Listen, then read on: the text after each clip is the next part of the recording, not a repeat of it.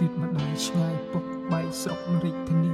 ក៏ព្រោះតែជីវភាពត្រូវរស់ឆ្ងាយទីមានជីវិតទៅតែប្រឹងគំរោះដើម្បីតែស៊ីត្រូវស៊ូដល់ទីបញ្ចប់ព្រោះជីវិតនេះគ្មានពីឃ្លីបមកได้ឆ្ងាយពុកបែកស្រុករាជធានី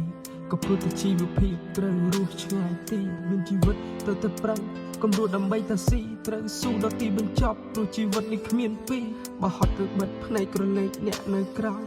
នឹកដល់លោកទាំងពីរពេលនោះនឹងធូរម៉ែផ្ដាំកូនមុនចេញមិនស្រណុកឬបកក្រោយម៉ែកូនមិនអីទេ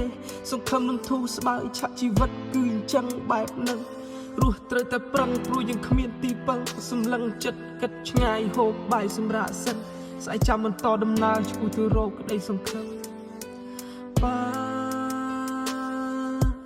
ម៉ែអើយកូននឹងលោកទាំងពីរប៉ាម៉ែអើយកូ